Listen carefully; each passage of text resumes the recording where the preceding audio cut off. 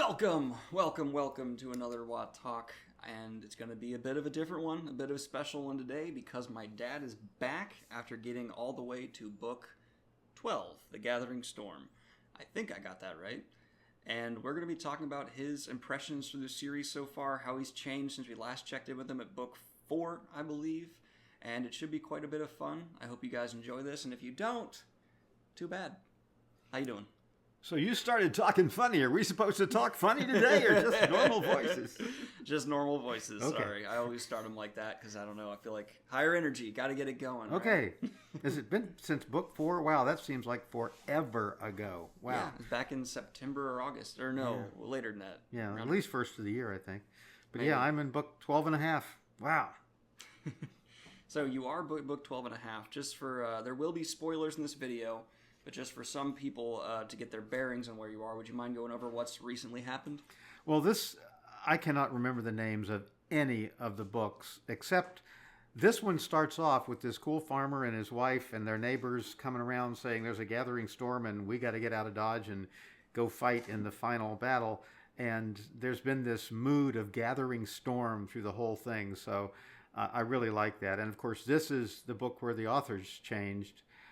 Sadly enough, and there's a noticeable difference. I think I mentioned to you when I was only a couple hundred pages in that different tone, different pacing.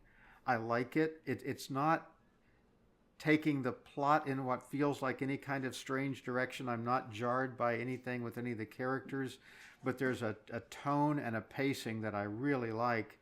And also, you had warned me, or some of the people I listened to online, and said there was a thing called the slog, and oh Lord, there was the slog. And I'm now at a point where the pacing is good, the plot's moving along, I'm getting excited about the next 2.5 books. So what's going on with your question? Sorry for that digression. Yeah, that was my wondering, like, when are we going to get to that? Well, where I am, what's going on is the gathering of the storm. Right. Yeah, what's going on is Rand is now, and that great scene with Min and Rand strangling her, he suddenly found this new power, which seems more evil and more accessible and way more powerful.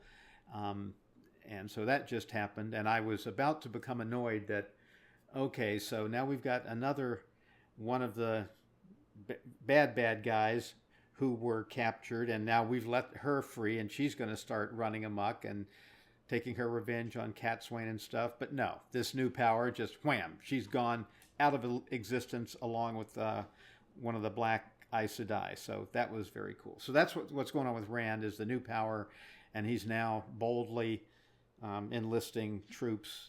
And killing women. And killing a couple of women and looking for more. Yeah. Taking names, and a little change of tone in old Rando there. And Cat Swain immediately noticed it, and Min's kind of freaking out. So yeah, Well, you've gotten to the point where Cat Swain has been banished, correct? We talked about that. she's banished, and she's walking around with a veil and kind of looking at her up from under her veil, saying, I hope he doesn't see me. And I think he really sees her. But yeah, they're in the same town, but yeah, she's not allowed to be anywhere near him anymore. Matt is out with his army, which he now is kind of okay being the commander of the army. They were lost in the mountains for a while, but suddenly we had a chapter in Zombieland, and that was great fun. Night in a German-sounding village, which had nothing at all to do with the plot.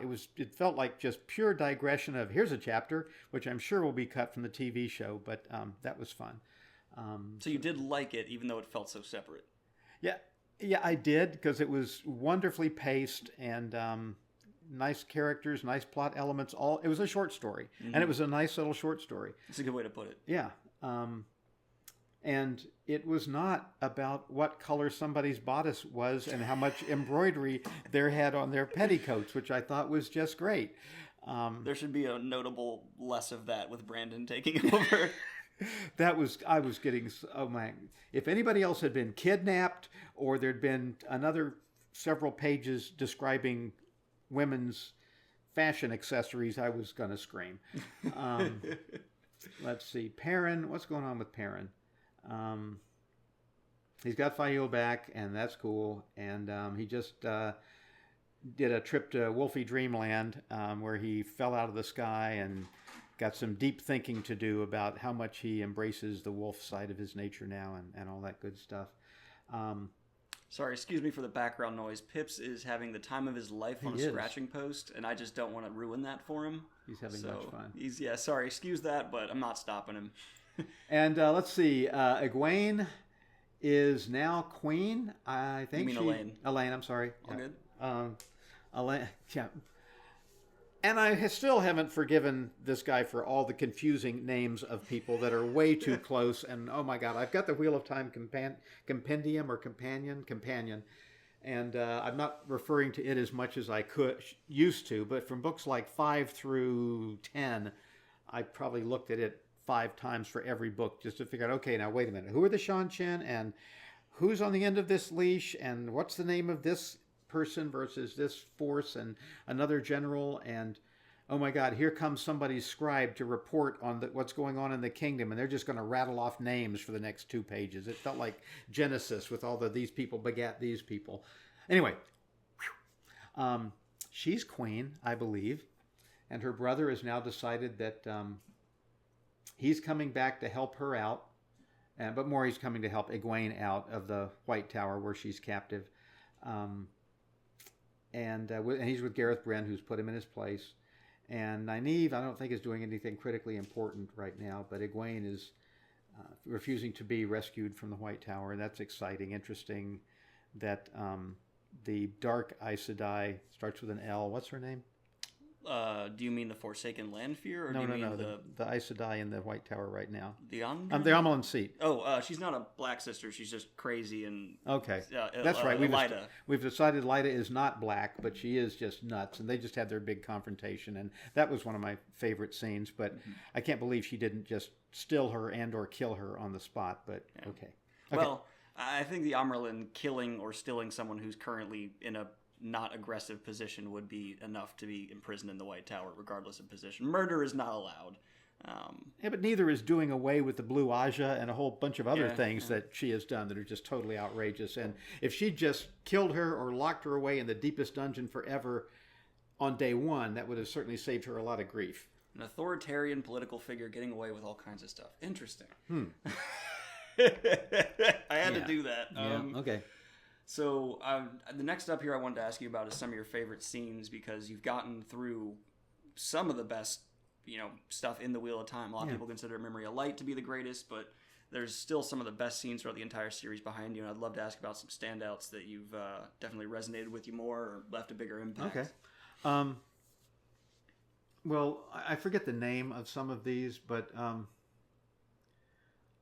one of my favorite scenes, and I'll elaborate, is when Matt has the horn and Rand has the sword, and there's this battle in the sky, and Oh, you're going way back to book 2, I believe. Yeah. Yeah, okay. Yeah, which I thought was just amazingly important and awesome, but it got like a page. And it's referred back to now for the rest of the book.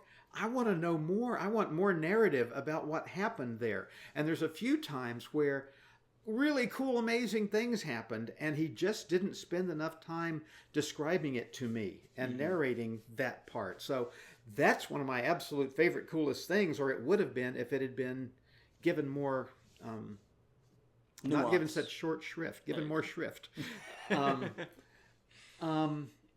Dumais Wells, I think the amount of praise that it gets on your channel, I think, is a little more than its due. I thought the scene where Nynaeve and Rand brought together the male and female forces to completely expunge, what was the name of the evil city that they wiped off the map and replaced with a crater which became a lake? Shadowloba? Shell Shell-Gul, okay. Yeah, and they used that to cleanse the tank. The male side of and I thought that was a wonderful scene, and it was appropriately described in enough depth, and here we have the Dark Friends appearing and watching and trying to have a role and that kind of thing, and then for the next book and a half, we'd be in some other part of the world back at that time, there was a lot of time movement going on, and people say, "Whoa, what's going on? Everybody, hold on! This is still going on. Hey, whoa!"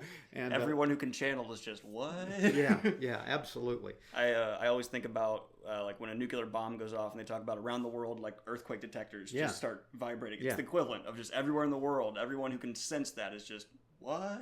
That was very cool. Yeah. Going back to the Shan Chen's first appearance in battle, that was a very cool scene, what they did. So those are some of the ones that really stand out for me.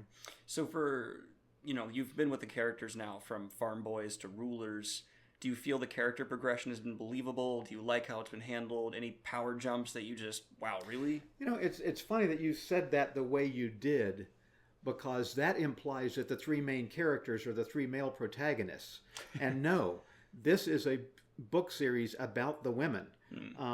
Yes, Rand has the most power and the fate of the world depends on him, but the characters that we're made to feel deepest about, who have the most nuanced characters, are the women. Okay. Rand, yes, we're watching him progress from farm boy to, but I don't think we ever have the amount of subtlety in his character that we do with Nynaeve or with Egwene. I want to know more backstory about Catswain. Anyway, do I feel like there's anything unbelievable in this totally unbelievable fiction? And the parameters given. Given my willing suspension of disbelief, no, I think that the whole series is incredibly well written, and the amount of thought and research, the amount of allegories that are built into it. I mean, you could tell this was years and years and years in the making, and pulling of best practices from other books and stuff. And I don't mean that in a negative, stealing way. I mean, great literature builds on other great literature. I know some of your listeners are going to hate this. I think this is, in many ways, on a par with Lord of the Rings and Harry Potter, which I think is incredibly well written and nuanced. I don't think we have the maturity of the characters in this as well as they do so in Harry Potter, but they start from a much younger age in Harry Potter. And I don't think we have the complexity of backstory and world building here that we do in Lord of the Rings, but I think it's in the same conversation with those great works of fantasy. Okay, that's fair enough. People are going to disagree. I disagree a little bit, but that's part of it. Now, you mentioned something that's one of my favorite aspects of the entire series, and that's the pulling from all these different sources. You have shadows of Hinduism and Buddhism philosophy in there and all that. Is that something that stood out to you quite a bit, or is it just icing on the cake? For me, it's one of the biggest things to dig into. Where did he get this idea? Oh, it's a cyclical time thing that he pulled from. I think that's Buddhism. I'm the great Mandela. I appreciate that stuff, and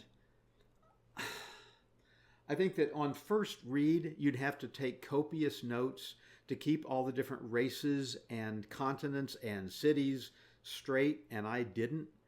And so I would be learning about certain... Side note, he means nations, not races, because there's only like 3 races. I feel like there are multiple races. I know they aren't, but I feel like the Aiel are a race. Of course, the Ogier are a race. But anyway, these different nations, let's call them. Wow, but I mentioned to you yesterday that, okay, here's a woman who is a tall, dark-skinned person with close-cut, curly black hair, and I can't help but picture a tall, striking African-American woman with closely cropped hair. The diversity is remarkable in the series. Yeah, it's great.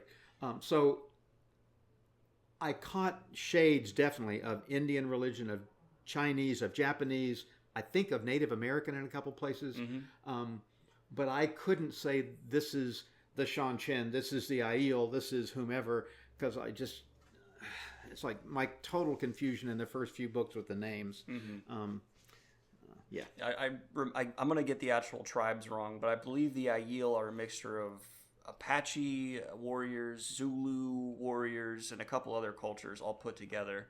and then he made them pale gingers. And then, for the sea folk, there's all kinds of other stuff. Oh, yeah. He didn't discriminate on, okay, this race has this culture. It was just, I'm going to build these things around whatever I like and whatever feels like it would fit the histories that led up to this point for this nation. So was there another race besides Ogier? Well, there's the Shadow Spawn. Trollocs, Myrddraal, Thrakar. Oh, I thought those were humanoid. I didn't think they were real. Okay. They're creations. There's a whole debate of whether or not you should count them as a separate race, or is it just, or Orca race, because they're just twisted, corrupted, whatever. Right. There's a whole other thing there. I think of orcs as, okay. So if you think orcs is a race, I think Trollocs. Okay. And as original as Robert Jordan is, Trollocs are his orcs. There's no denying that. Fades are his ring wraiths, or whatever they're called in Lord of the Rings. Oh, and one other character that I really like a lot is the it's all good. What did he call it? The guy that comes in the dark and rips your throat out and can go right under doors. The Golem. Gollum. Yeah, to me it's Gollum because this Golem is closely resembling a Gollum in the Jewish heritage tradition, not in the Lord of the Rings tradition. Right. I know nothing about that. Is that? One of the first examples of artificial intelligence, as when I talk about the origins of AI, before Frankenstein, is the Golem, which is a from clay animated thing that can move around and do things. And this struck me like that. I'll send you a reference to it. We need to get sidetracked here for a second. How is that AI? How's that tied into your AI speeches? Because it's not human, and it has intelligence, and it can do things that otherwise we would think are only capable. It's something that was created, and it has an intelligence, and it has animation. It's an artificial being that is intelligence. Right. Oh, wow. My dad gives speeches on AI, so I had to elaborate on that. That's interesting. Any kind of robot is, to me, deep back AI stuff. And that's the first porcelain Terminator. Yeah. Pretty much. Yeah. So that's still that's Matt's biggest antagonist, it seems. Lately. Yeah. And he's still. It's been quite a while since he thinks he escaped, and now they're way away over the mountains and all that kind of stuff. But he's still and I've escaped the Golem or whatever, however he pronounces it. Yeah. Every time you say Gollum, I just imagine Gollum from Lord of the Rings doing all this stuff. No. And that's something that also I do respect in these books is that the names of a lot of things are just one shade removed from the inspiration of them. And I think that that's a tip of the hat on his part to say, I'm not just ripping this off. I'm embracing this and incorporating it and letting you know that I realize that by giving it this name. And putting twists on it to make it his own, fit his world, kind of. Yeah, and there's lots of places where I really appreciate the historical and literary depth that he subtly reflects. Like I mentioned to you that one of the great general's horses was named Traveler, which happens to be the name of Robert E. Lee's horse. And I don't think that was an accident. Yeah. Well, he's from North Carolina? Virginia. Yeah, Northern Virginia. No, but Robert Jordan's from North Carolina. Oh. Yeah. So the history there is big. That's fascinating. I didn't know that until you pointed it out to me. But this leads me to my next question. Thoughts on the TV show in general, and then based off your thoughts, we can dive in a little deeper. Do you think this? A lot of people still think this is too big to be adapted in a live-action show. It cannot work. Do you agree with that or disagree? Should they think it's too epic, too many nations, too big armies? Can and cannot are awfully big words. I think it's going to. If they try to do it in a 6-episode miniseries, no. Yeah. If they try to do it in a 6-year series. Of 12 to 20 episodes of at least an hour each, with a 2-hour season begin and a 2-hour season end, and they're going to invest in scenery and stuff, then I think it could happen, especially since special effects are evolving so fast, even as we speak, that you're going to be able to do more and more of these huge battle scenes and that kind of stuff less and less expensively. You really encouraged me yesterday when you mentioned that it's being shot in the Czech Republic, and I think that some of the cities there can look kind of like what I expect, and the countryside in the Czech Republic, I've only been there a couple times, but was absolutely beautiful. Remember the first Star Wars movie, or the fourth, was largely shot in the deserts of Tunisia, and that worked just fabulously. I could see doing some of the location shots for the Aiel there as well, because that's a cheap place to do shooting. I'm a fan of the Aiel Waste being Death Valley, but that's just me. That works. We need those cliffs, though, the sandstone cliffs where the people are looking down as Rand makes his first appearance there, and all that stuff. It's incredibly dependent to me on the casting. And I like your idea of having complete unknowns for the main characters, as they did with Harry Potter, as they did with Star Wars, with Lord of the Rings. In some of those cases, because they couldn't afford the high-priced people. In other cases, because they needed kids, and there weren't kid stars. I think more like not B characters, but side characters to the main characters should be the big names. Get Jeff Bridges for Tom. Spend however much money you need. Get Jeff Bridges for Tom. It's perfect. I love that. I love that. Yeah. He can sing. He can do the stuff Tom does. He's got the vibe. It's kind of what they did for Game of Thrones as well. They, for the side characters, spent the bigger money. They got Sean Bean to come in and be someone. Well, he was a main character in season 1, but spoilers, Game of Thrones, that doesn't last. No, I love that idea. But so to me, it can be successful if they make it a lot of episodes. Ralph Bashki, a cartoonist from the 1970s or 80s, tried to do the Lord of the Rings animated in a hour-and-a-half movie, and didn't work real well. So it depends on the execution. I think it is possible. It sounds like the people that are doing it now, they're mega fans. I have the impression that they're fans and that they're surrounding themselves with mega fans, which is going to make it really cool, because they're going to be influenced by the right people who will help them with the right interpretation, the right emphasis. Casting is huge, and we won't know anything about that for a while, I guess. Location is important. Sounds like that's going the right way.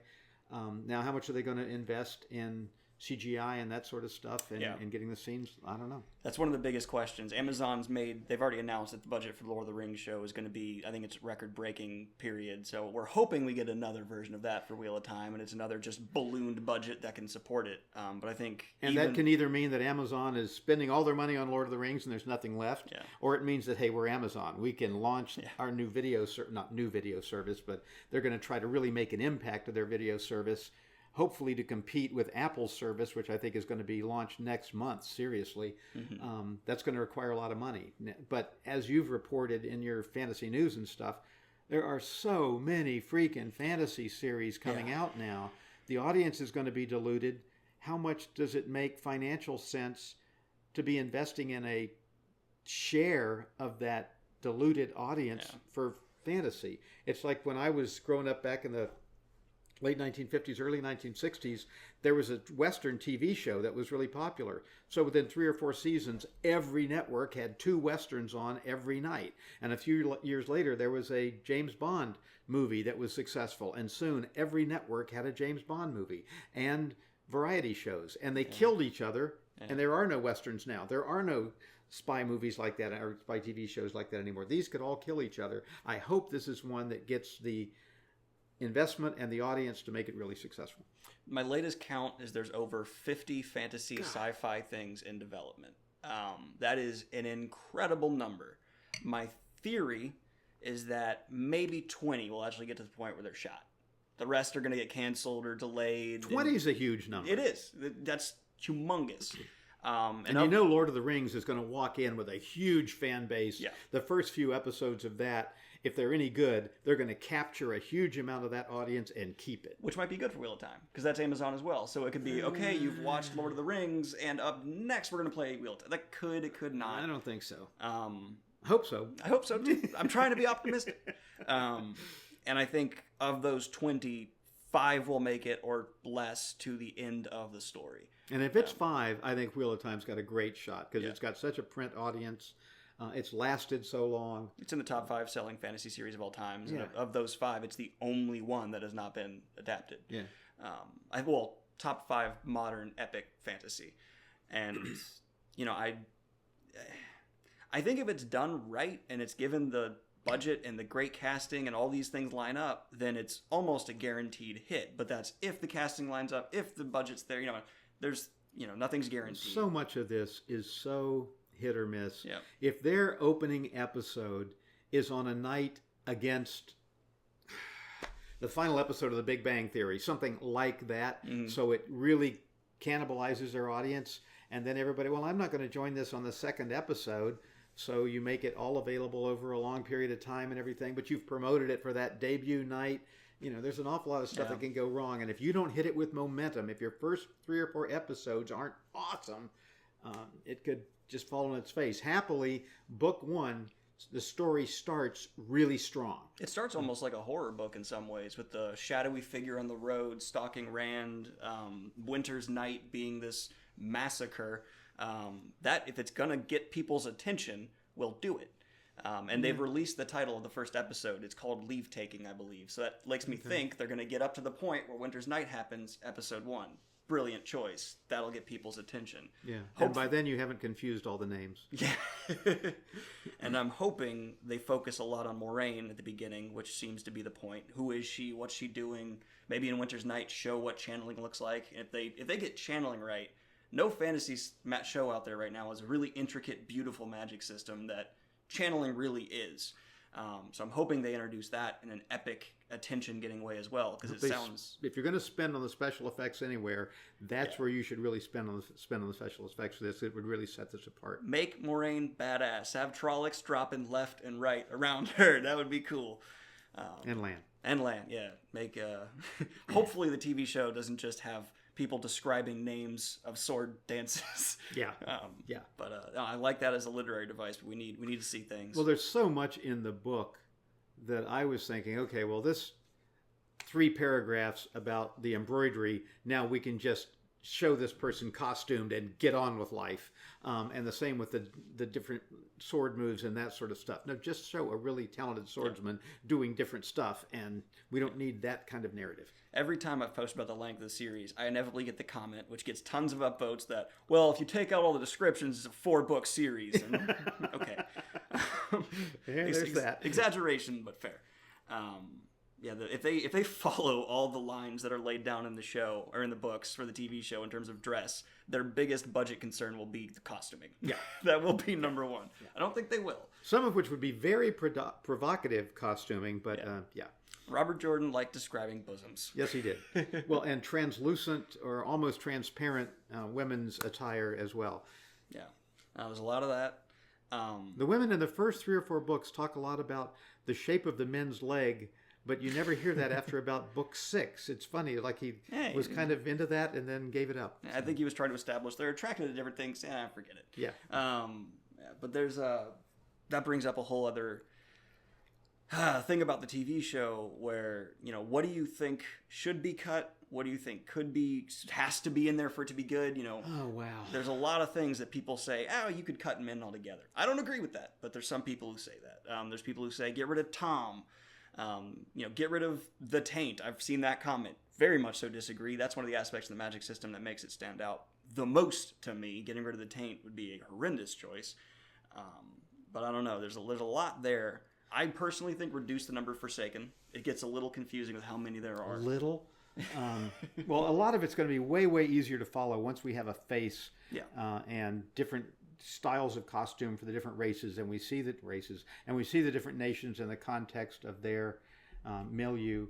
Some stuff like I just mentioned, the German-sounding town where they have the zombie conflict, that doesn't advance the plot at all. You could certainly cut that, but it would... Every TV show, I remember when I was originally watching the original broadcasts of Star Trek, and I thought it was such a cool, real science fiction show with people like Theodore Sturgeon writing episodes, and then they had the Trouble with Tribbles, which was a totally throwaway, hilarious episode. And it's not bad to have an episode like that every now and then, and that could certainly be one of those.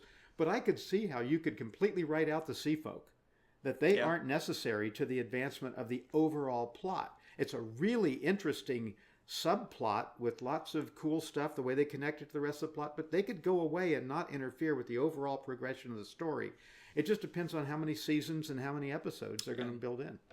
I'm personally of the opinion 2 books a season until you get to the slog, then you can do all 3 of those books in a season, or even less, and then back to 2 books a season. Maybe A Memory of Light is even less because, well, it's a huge book. A whole lot of it's just battle sequences. so you can get through that really fast. Right. There's so much debate there. Maybe book 1, give it its whole season, because there's so much world building. There's so many things there. So you see about 6 or 7 seasons. I would say 6 to 10 would be the way to do it. Okay. 10 would be if you have an incredible budget and you're willing to just totally adapt the books. Well, and this first season gets good viewership. Yeah, if that's the case. I see all the elements there for this to be a complete hit. It just means everyone needs to be fully committed, fully there, total investment, great casting. If all that works out, easily as big as Game of Thrones. Because I think it's more accessible than Game of Thrones, because it's not as dark and gritty and just hard to watch at times, which I know a lot of people like, but Wheel of Time has more of a, you can sit down with your family and watch it, and it's still mature, and it still has things for everyone to love and enjoy. Well, the books as written, there's a lot of R-rated sex and violence, or nudity and violence, but you could take all that out. The other thing that's going to help determine the commercial success, if you think back on Star Wars and some of the Disney stuff, it's the merchandising. Yeah. And Game of Thrones has had some merchandising, but nowhere near as effective as Star Wars and some other things did. I could see how this could effectively have great merchandising, especially if they do pull it down to a PG-rated broadcast, and then you could get the kids watching it, at least the teenagers, and that could help with the merchandising. I'm so against the idea of making it anything like close to a PG-rated broadcast. I could see PG-13 and accept that not PG. I would like it to at least, Game of Thrones has entire episodes devoted to torture sequences and things like that. I don't want that. That's pushing it into a level where even I find it unpleasant. Yes, keep the more violence. Keep it at a PG-13. I think that could work. There's nothing in there that's worse than, Alien by modern standpoint is probably a PG-13 movie. I'd say it's on that not counting the nudity. There's a lot of nudity in here. Yeah, people are still so sensitive about nudity. That's just something. That's part of what the PG versus PG-13 versus R is. Well, that completely off topic. There's a shift that happened in like the 70s, 80s where nudity used to be in PG movies, and then that got changed. Now nudity's an instant R, which I completely disagree with. Luckily, being on a streaming platform, I think they can just ignore those ratings. Oh, they can for sure. But I'm saying if you want the kids to watch it so you can sell the toys, then you need to focus it somewhat differently. And that's just a theory I have about how to make it financially viable so that we can afford 10 seasons and the kind of special effects that I want to see. Yeah, and now I know my entire comment section is going to be devoted to for this video. Discuss, how do you think this should be handled? Because it's going to be hard. There's certainly hurdles. There needs to be a lot of smart voices who know a lot about the series, who know a lot about marketing, who know a lot about what works on television, what doesn't. I personally think the magic system is going to be one of their biggest selling points, and the taint will be a huge selling point. That's such an interesting thing that, the women are the magic users, and the men who use magic are hunted like dogs at the beginning of the show. Yeah, by the Red. Yeah, and okay, side note. The Red Aja gets a lot of crap. At least they do their job. No other Aja effectively does. The last battle's coming where you're at. And the blue Aja is just like, oh, that sucks. Like, they're not effective. The red Aja at least got the job done. No, they didn't. All those false dragons are caught, except for the few that Rand helped get away or were... Except for the ones that weren't. And then we have the Black Tower and Rand. And if they'd been doing their job, there certainly would be no Black Tower. There would be no Rand. Logain would have been stopped cold earlier. And... Logain was stopped. Beginning of book 1, he's in a cage being escorted by Reds. How hard was it to get him freed? Well, the tower literally had to split. If the tower didn't split, he'd still be locked up and stilled. I mean, he was stilled and in the tower and he was just wandering around like a zombie. Who's the one that was hanging up in the stock and Matt came along and just let him go? Are you talking about Perrin freeing one of the Aiel? I thought that was one of the channeling guys. No, that was an Aiel that Perrin came up and just freed and killed a bunch of White Cloaks, as he does. That's right. Okay. I thought that, okay. It's a big series. You're more than excused. Tyene was running for his life, and he was one of the most successul false dragons of all time, and he was fleeing and desperately. So the Red did an okay job. Yeah. Right. And all those men...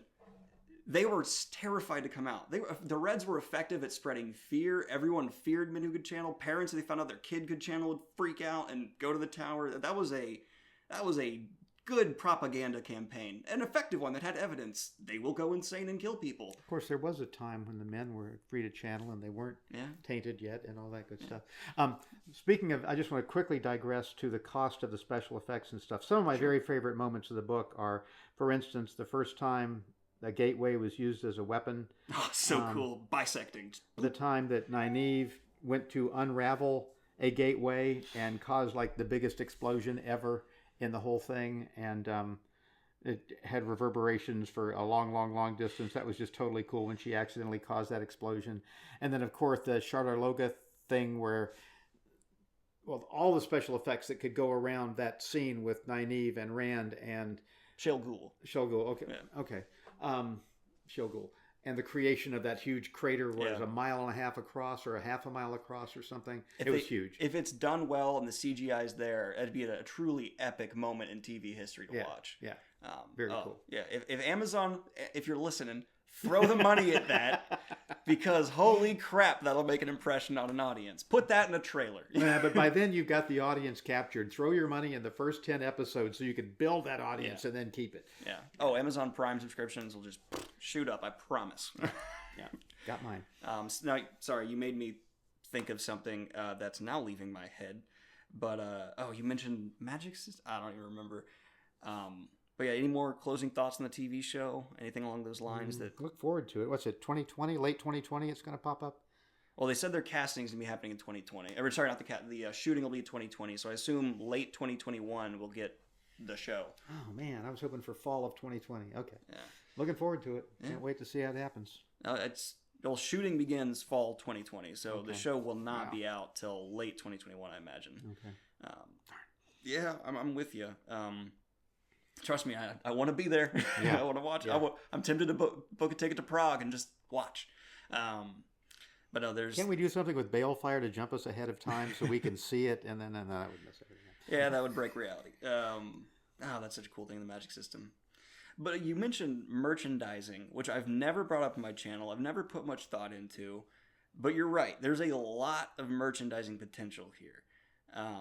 In terms of just artifacts, things people wear, do. I mean, I would buy I'd buy a Kalendor remake sword in a heartbeat. Rand's... I want to get my Wheel of Time Lego set. Yeah. Or sets. Yeah. How many Star Wars Lego sets are there? Yeah.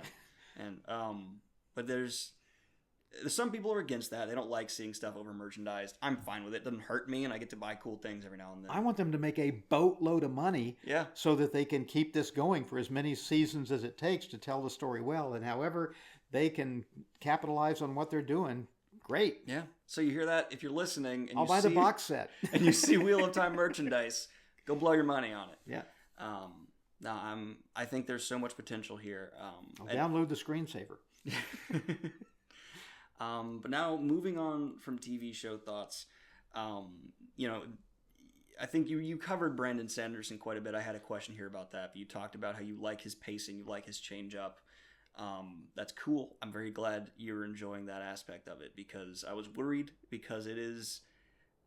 I've never heard someone say Brandon did a bad job. Everyone thinks he did good to great. There's a couple characters that certainly feel different under his hand, but I don't think in a horrific way. I think he improved certain things. He's better at resolving plot lines. Maybe that's just because of the end of the series, but it really felt like there were so many loose strains, and he's just grabbing them and tying them on up. This is going to sound incredibly corny, but I'm only a little bit more than halfway through book 12. So far, it feels to me like he has done it with, sounds corny, love and respect for the source material. Yeah. That he's not just trying to get this done. He is trying to do it absolutely right, and to build on this in a way that we won't feel let down. And so far, I certainly don't feel let down. Yeah.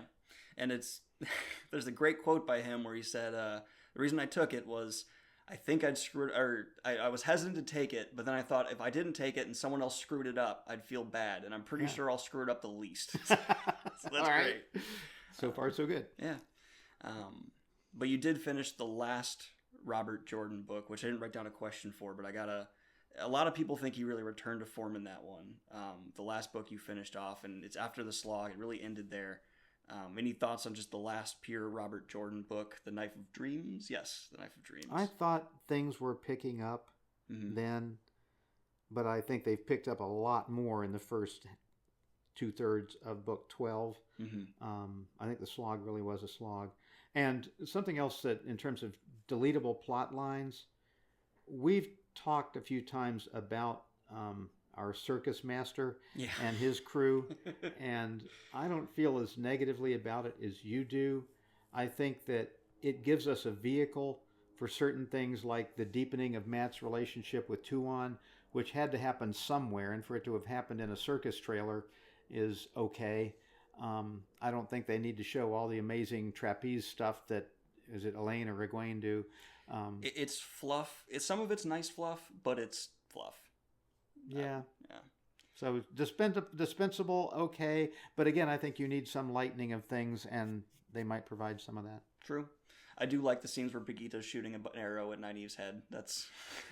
anything with Brigitte. Speaking of, you were asking me about favorite characters, I think at some point. She's certainly one of my favorite characters. She's awesome. I hope that when the final battle comes, I mean, we've resurrected some of the Shadow Spawn and that sort of stuff. Let's resurrect her back to her original power for the final book, and then I'll be a happy camper. This is totally just a weird side thing, but I love the fact that her and Matt have this great friendship. Brigitte and Matt just hang out, they're good friends, and that's it. I like that quite a bit. They're a great pairing, too. Let's see, I don't think I had a lot more here to ask you about. Oh, I have a theory that I'd like your... Not theory, a thing that could be cut that would fix the slog, in my opinion, in a lot of ways, and would resolve things that could be cut out earlier. So the Shido are these evil Aiel that are around since Rand goes in the Aiel Waste. They're a problem. And they are largely damaged at Dumai's Wells. The Ashaman kill moment, they are just wiped through with the one power. And then they stick around. And then they kidnap Fail. And it's this long thing. I think at Dumai's Wells, just get rid of the Shido. Just have them completely decimated by the Ashaman, making that moment even more, wow, you just destroyed an Aiel clan entirely. And that way, for the slog, maybe Perrin's not quite dealing with that. Maybe he's just more directly battling with the Prophet, which is a more interesting idea in my mind. Maybe Aram gets more time to be flushed out and his whole betrayal of Perrin. I just felt like the whole Fail being captured had great moments, but it didn't justify, I think it's in 3 books. It's maybe 2 full books of content. Anything that will get us one less kidnapping. I really felt like he was just, okay, the plot device I really like is let's get somebody kidnapped and then we'll work through how to get them free, or she decides not to be free and to stay inside the White Tower or whatever. But yeah, Rand in the box, great. We need to keep that. That was very cool. Egwene in the White Tower, yeah, that's an interesting plot device, and that gives us the insight into what's going on to crumble the tower from within and all that. That's cool. That's enough kidnapping. Yeah. So if that would do that, sure. I like Egwene's little Gandhi plot line, though. Just total pacifism, talking to people, being reasonable. Yep. It's her Gandhi moment. Yep. So I will be down in Nashville in March. I hope to check in with you again around then, see where you're at. Might be finished, might just be really close. I have a feeling once you start Memory of Light, it's going to be the horse before the barn situation. You're going to want to just get through that because it's so exciting, so well paced. Well, sometimes when I'm reading the last of a book that I really like, I so don't want it to end that I read it more slowly. I can remember the first time I read Lord of the Rings, I really wanted to slow down so it didn't end on me. But maybe it'll be the horse going back to the barn. I don't know. We'll see. Yeah, that's one thing Wheel of Time doesn't have that Lord of the Rings does is the random songs. No, just breaking out into the song in the Wheel of Time. There's a few times that Tom and others are playing the flute and singing the song. And yeah, that's true. That's true. But it's not like a 7 dwarves moving down the road. Oh yeah. Okay, well, that'll be a lot of fun. I'm looking forward to catching up with you then about this. Any final thoughts? Anything you want to sign off with?